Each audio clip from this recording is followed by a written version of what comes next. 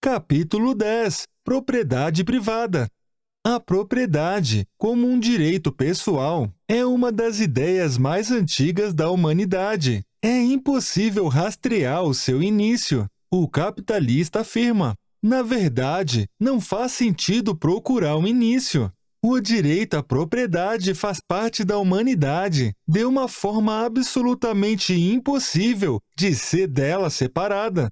O economista e jornalista francês Frédéric Bastiat foi brilhante ao afirmar: a vida, a liberdade e a propriedade não existem pelo simples fato de os homens terem feito leis. Ao contrário, foi pelo fato de a vida, a liberdade e a propriedade existirem antes que os homens foram levados a fazer as leis. O comunista pergunta: pode me explicar como esse direito à propriedade funciona para a metade da humanidade que não possui praticamente nada? O capitalista responde: se você é cristão e quer compreender a legitimidade do direito à propriedade privada, basta ler a Bíblia.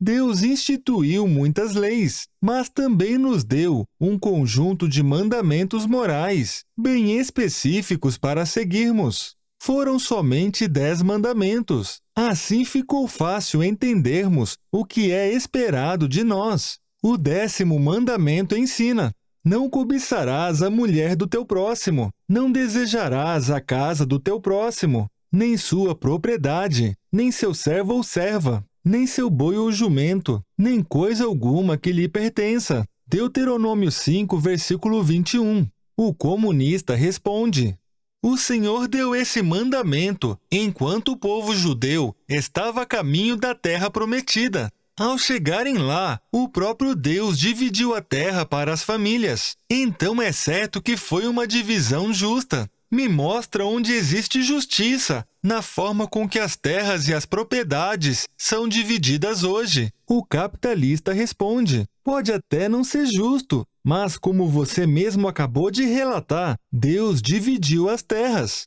Ou seja, estabeleceu a propriedade privada para um povo que estava recomeçando, depois de serem escravos no Egito. Se o comunismo fosse viável, o próprio Deus teria aproveitado esse recomeço para instituí-lo. O comunista esbraveja: então tá, esqueça o comunismo. Vamos apenas fazer uma redistribuição mais justa, como o Senhor fez. O que acha? Já sei qual vai ser a resposta. É claro que você não concorda. Você só usa a Bíblia como uma forma de tentar legitimar a dominação que poucos privilegiados mantêm sobre muitos.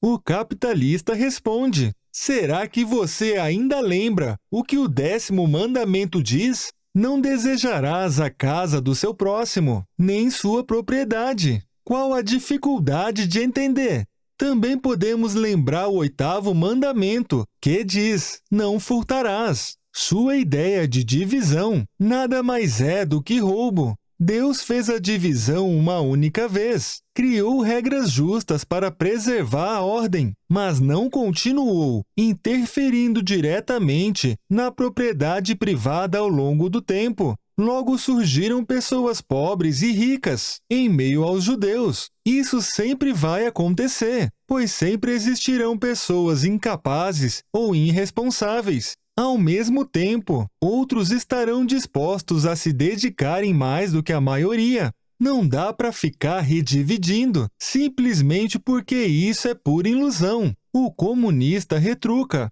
a parábola do vinhateiro descreve bem como vocês, capitalistas, estão roubando o que pertence a Deus. A parábola diz o seguinte: certo homem plantou uma vinha, arrendou-a a alguns lavradores e ausentou-se por algum tempo. Na época da colheita, ele enviou um servo aos lavradores para que lhe entregassem parte do fruto da vinha. Mas os lavradores o espancaram e o mandaram embora de mãos vazias. Ele mandou outro servo, mas a esse também espancaram e o trataram de maneira humilhante, mandando-o embora de mãos vazias. Enviou ainda um terceiro, e eles o feriram e o expulsaram da vinha. Então o proprietário da vinha disse: que farei? Mandarei o meu filho amado. Quem sabe o respeitarão. Mas quando os lavradores o viram, combinaram entre si dizendo: este é o herdeiro, vamos matá-lo e a herança será nossa. Assim, lançaram-no fora da vinha e o mataram. O que lhes fará então o dono da vinha?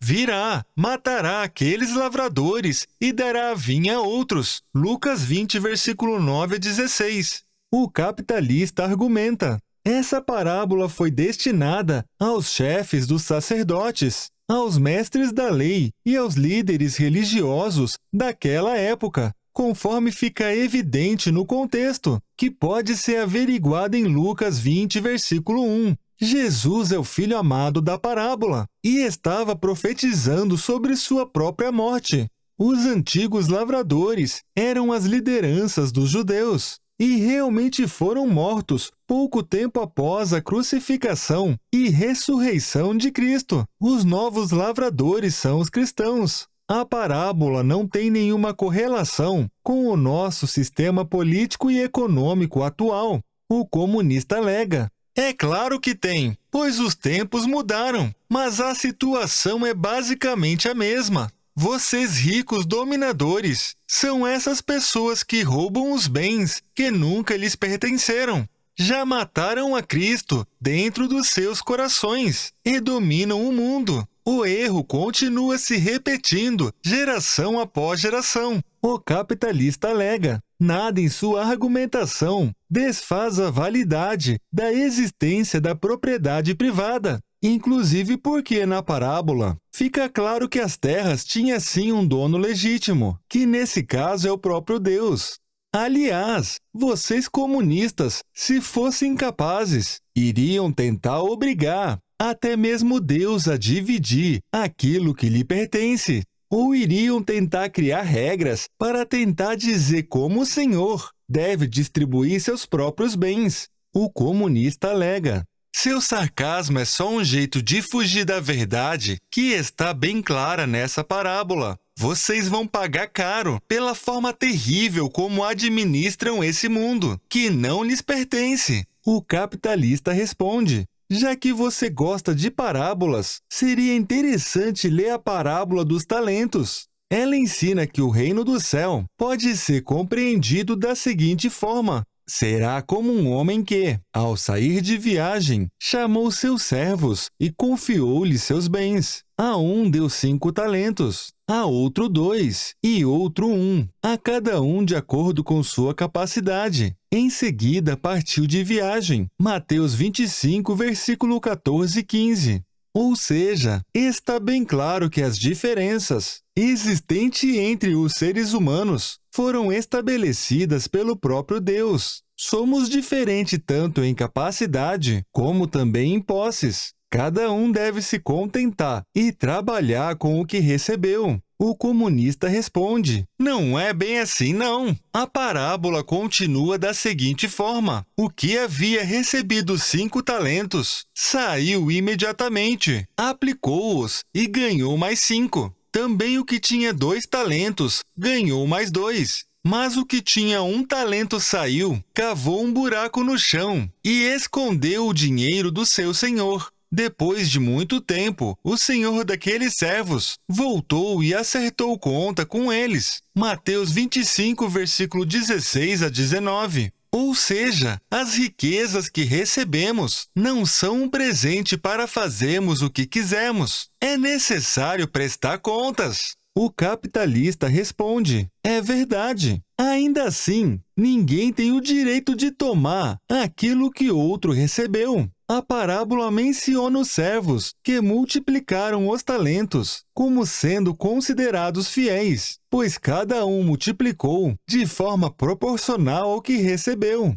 Isso demonstra que Deus dá e também cobra cada um de acordo com suas capacidades. Não existe nada na Bíblia defendendo a ideia de que o comunismo pode dar certo. O comunista retruca: pare com essa hipocrisia. Os ricos não estão servindo a Deus. A maioria de vocês usam os bens que receberam emprestado contra o próprio Senhor. É por isso que Jesus disse: é mais fácil passar um camelo pelo fundo de uma agulha do que um rico entrar no reino de Deus. Mateus 19, versículo 24. A única forma de multiplicar os talentos que ganhamos do Senhor é colocando-os em favor do próximo. Ou seja, é dividir sim. O capitalista dispara. Pode até ser. Mesmo assim, seria dividir por vontade própria. Dividir de uma forma que seja sustentável, para ser possível continuar produzindo cada vez mais.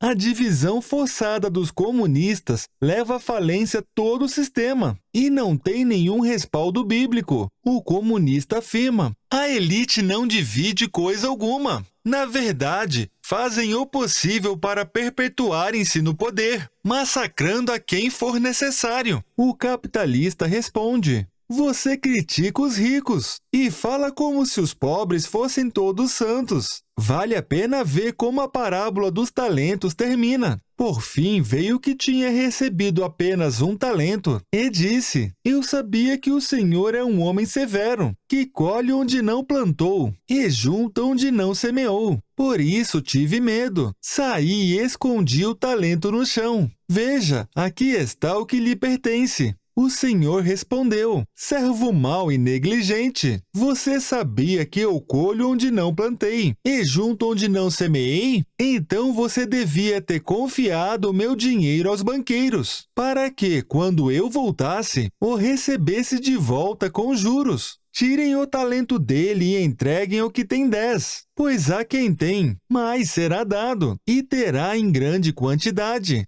Mas a quem não tem, até o que tem lhe será tirado. E lancem fora o servo inútil, nas trevas, onde haverá choro e ranger dos dentes. Mateus 25, versículo 24 a 30.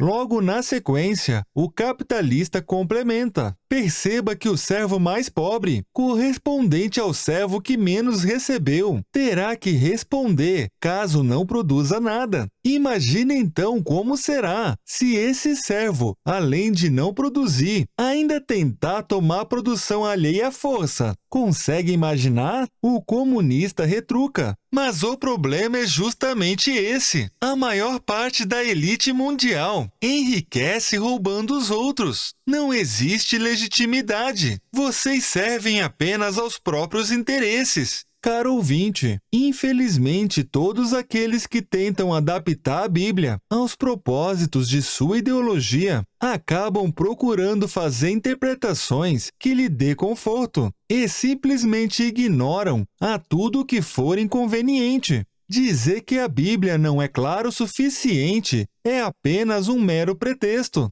Nesse caso, o capitalista e o comunista disseram verdades, pena que ambos enxergam pela metade. Na Bíblia, existem alguns assuntos de difícil entendimento, mas tudo o que é essencial a um cristão está absolutamente claro. Só não compreendemos porque não temos interesse em buscar ou porque não desejamos enxergar. Vamos começar pela afirmação de Cristo de que é mais fácil passar um camelo pelo fundo de uma agulha do que um rico entrar no reino de Deus. Essa afirmação é extremamente incômoda. É comum, então, buscarmos interpretações que nos dê alívio. Vale a pena prestar atenção em como a história ocorreu. Eis que alguém se aproximou de Jesus e lhe perguntou: Mestre, o que farei de bom para ter a vida eterna? Respondeu-lhe Jesus: por que você me pergunta sobre o que é bom? Há somente um que é bom. Se você quer entrar na vida, obedeça os mandamentos. Quais? Perguntou ele. Jesus respondeu: não matarás, não adulterarás, não furtarás, não darás falso testemunho. Honra teu pai e tua mãe, e amarás ao próximo como a ti mesmo. Disse-lhe o jovem: a tudo isso tenho obedecido. O que me falta ainda? Jesus respondeu: se quer ser perfeito, vá, Venda seus bens e dê o dinheiro aos pobres, e você terá um tesouro no céu. Depois venha e siga-me. Ouvindo isso, o jovem afastou-se triste, porque tinha muitas riquezas. Mateus 19, versículo 16 a 22. Como é possível perceber, o indivíduo que se aproximou de Jesus aparentava ser honrado.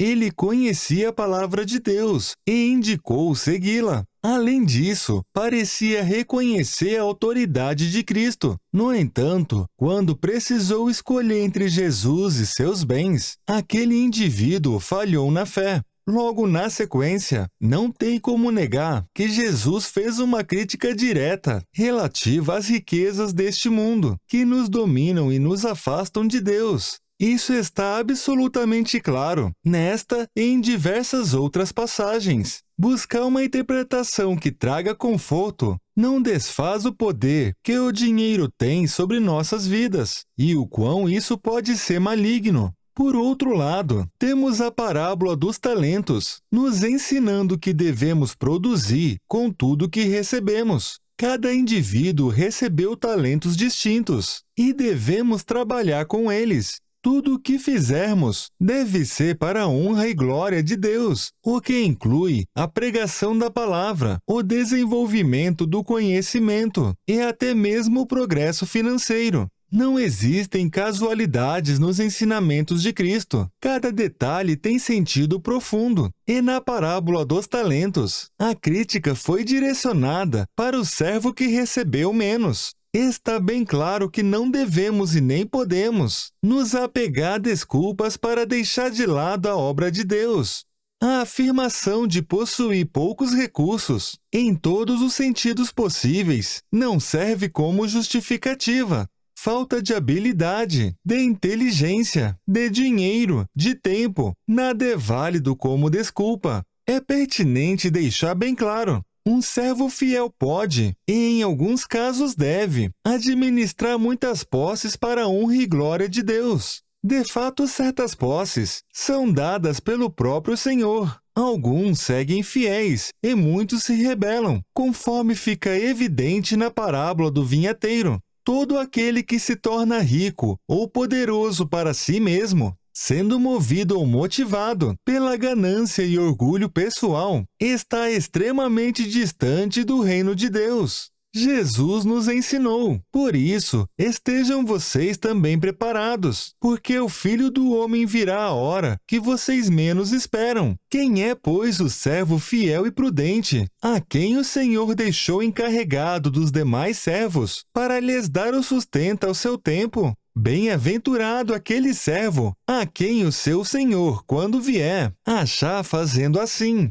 Em verdade lhes digo que lhe confiará todos seus bens. Mas o que acontecerá se aquele servo, sendo mau, disser consigo mesmo: meu senhor demora para vir, e começar a espancar os seus companheiros, e a comer e beber com os bêbados? Virá o senhor daquele servo, em dia que não espera, e hora que não sabe, e irá aplicar-lhe um castigo severo, condenando-o com os hipócritas. Ali haverá choro e ranger dos dentes. Mateus 24, versículo 44 a 51. E agora, caro ouvinte, consegue perceber qual é a diferença existente entre um servo que administra muitos bens e um rico? Ambos podem aproveitar o que produzem. A diferença não é essa. A verdadeira diferença está em observar o que move, motiva e guia essas pessoas. Então Jesus disse a seus discípulos: se alguém quiser me acompanhar, negue-se a si mesmo, tome a sua cruz e siga-me. Pois quem quiser salvar a sua vida, a perderá, mas quem perder a vida por minha causa, a encontrará. Pois do que adianta o homem ganhar o mundo inteiro e perder a sua alma? Ou o que o homem poderá dar em troca de sua alma? Pois o Filho do Homem virá na glória do seu Pai, com os santos anjos, e então recompensará a cada um, de acordo com o que tenha feito. Mateus 16, versículo 24 a 27.